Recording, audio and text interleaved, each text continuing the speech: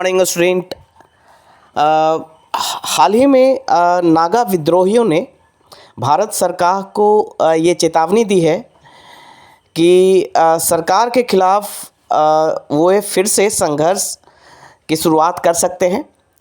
नागा विद्रोही संगठन NSCN-IM यानी national socialist council of Nagaland, जिसके जो चीफ हैं इसाक मुइवा ने नागा राजनीतिक मामलों पर गतिरोध को दूर करने के लिए तीसरे पक्ष के हस्तक्षेप की मांग की है। आपको बता दें कि 2015 में प्रधानमंत्री नरेंद्र मोदी की मौजूदगी में इस समझौते की एक रूपरेखा तैयार की गई थी और वो आगे होने वाले समझौते का एक आधार बना था।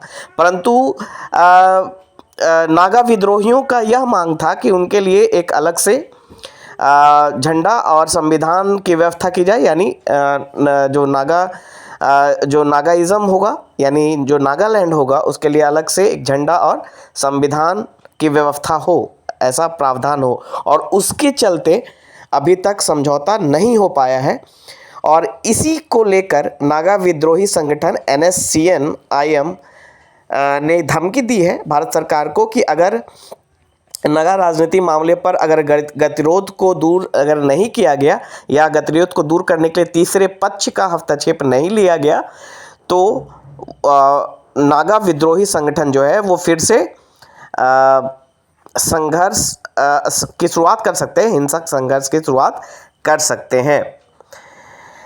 आपको बता दें कि NSCN-IM ग्रुप ने केंद्र सरकार पर 3 अगस्त 2015 को तय किए गए रूपरेखा समझौते के संबंध में विश्वासघात करने का आरोप लगाया है। NSCN-IM के महासचिव टी मुइवा NSCN-IM है ना। NSCN का 2 संगठन है, NSCN-IM और दूसरा NSCN खापलैंग। तो NSCN-IM के महासचिव टी मुइवा ने एक बयान जारी कर दावा किया है कि केंद्र सरकार ऐतिहासिक समझौते का सम्मान करने, नागा राष्ट्रीय ध्वज और संविधान को मान्यता देने से जानबूझकर मना कर रही है। टी मुइवा ने कहा है कि इन समझौतों का सम्मान न करने से शांति बाधित हो जाएगी।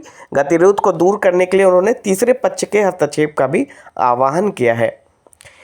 आपको बता दें कि एक सरकारी सूत्र ने बताया है कि टी मुइवा के नाम पर यह बयान उनके 2 चीन स्थित सहयोगियों फुथिंग सिमरे और पामसिन मुइवा द्वारा तैयार किया गया है। यानी सरकारी सूत्र के मुताबिक ये बयान टी मुइवा ने जारी नहीं किया है, बल्कि उनके 2 चीनी जो साथी हैं उनका ये बयान है, सहयोगी हैं, उनका बयान है। यानी चीन का कहीं ना कहीं यहाँ पे ये हाथ इसमें दिख रहा है ना। NSCN-IM की बात करें तो NSCN-IM पड़ोसी राज्य मणिपुर, अरुणाचल प्रदेश और असम के नागा बहुल इलाकों को मिलाकर ग्रेटर नागालैंड या नागालिम के निर्माण यानी बनाने की मांग कर रहा है। इससे 12 लाख नागाओं को एकजुट किया जा सके। इस विद्रोही समूह ने साल 1997 में भारत सरकार के साथ युद्ध विराम समझौते पर हस्ताक्षर किया था। तो यहाँ पे आप जैसा कि मैप में आप देख सकते हैं कि यहाँ पे जो नागालैंड है, नागालैंड के साथ साथ असम, अरुणाचल प्रदेश और मणिपुर में जो नागा बहुल क्षेत्र है उनको मिलाकर एक ग्रेट नागालैंड यानी नागालिम बनाने की मांग की जा रही है। और ये लोग डिमांड कर रहे हैं कि इनका अपना एक अलग फ्लैग होना चाहिए, साथ ही साथ इनका अपना अलग संविधान होना चाहिए। नागा विद्रोह के इतिहास की अगर बात करें है ना, तो नागालैंड में 1950 के दशक से यानी आज़ादी के समय से ही सशस्त्र संघर्ष चल रहा है। 1947 में ही नागा लोगों ने अपने आप को एक स्वतंत्र देश के रूप में घोषित किया था। इस आंदोलन की मांग है कि नागा लोगों का अपना संप्रभु क्षेत्र हो, जिसे ये ग्रेटर नागालैंड के रूप में बता रहे हैं, है ना। ग्रेटर नागालैंड या नागालिम के रूप में इसे बताते हैं कि अपना एक अलग संप्रभु क्षेत्र होना चाहिए, जिसमें नागालैंड के अलावा उनके पड़ोसी राज्यों असम, मणिपुर, अरुणाचल प्रदेश के साथ साथ म्यांमार के भी कुछ नागा आबादी वाले सभी इलाके शामिल हों, ऐसा इनका डिमांड है। 1975 में एक समझौता हुआ था भारत सरकार और नागा विद्रोहियों के बीच में। इस समझौते को शिमला समझौता कहा जाता है, शिलोंग समझौता कहा जाता है। इस समझौते को शिलोंग समझौता कहा जाता है। और इस समझौते के बाद सबसे बड़े नागा विद्रोही गुट नागा नेशनल काउंसिल NNC ने आत्मसमर्पण कर दिया था। यानी 1975 तक जो सबसे एक्टिव जो पॉलिटिकल ग्रुप था जो नागा विद्रोहियों का, वो था नागा नेशनल काउंसिल। और 1975 में एक उस समझौते शिलोंग समझौते के तहत, शिलोंग एकॉर्ड के तहत नागा नेशनल काउंसिल ने आत्मसमर्पण कर दिया था। लेकिन ये जो नागा नेशनल काउंसिल का मेन जो ग्रुप था, मेन जो पार्टी थी, वो उसने सरेंडर कर दिया।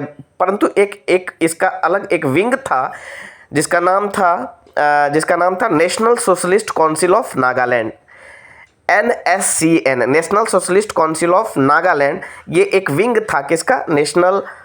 नागा नेशनल काउंसिल का, है ना। नागा नेशनल काउंसिल के जो मेजर जो पार्टी थी उसने तो सरेंडर कर दिया, परंतु इसका जो विंग था जो इसी से अलग हुआ था, उसने इस समझौते की निंदा करते हुए लड़ते रहने का फैसला किया।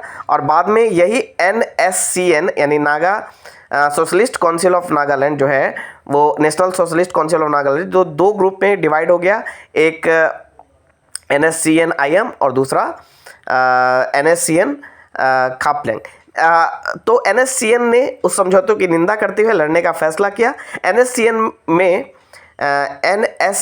में चीन से प्रशिक्षित और हथियार पाने वाले लड़ाके शामिल हुए थे। 1997 में टी मुइबा जो NSCN-IM के जो मुख्य लीडर थे, उन्होंने युद्ध विराम पर सहमति दिया और केंद्र सरकार के साथ बातचीत करनी शुरू कर दी। तो 1997 में युद्ध विराम हो गया।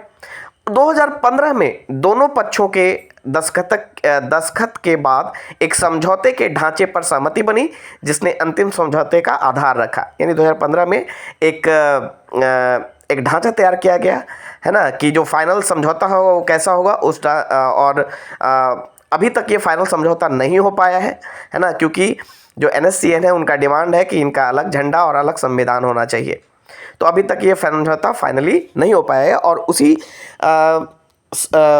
जो पेंडिंग है समझौता, उसी के कारण NSCN-IM ने यह धमकी दी है कि अगर तीसरे पक्ष को इसमें शामिल नहीं किया गया बातचीत में, तो वो फिर से वहाँ पे हिंसात्मक संघर्ष शुरू कर सकते हैं। तो this is all about Naga terrorism या नागा विद्रोह आप इसको कह सकते हैं। अगर ये वीडियो आपको अच्छा लगा तो लाइक एंड सब्सक्राइब ज़रूर करें और इस वीडियो को ज़्यादा से ज़्यादा शेयर करें, ताकि जो है मैक्सिमम स्टूडेंट तक ये वीडियो पहुंच सके। Thank you.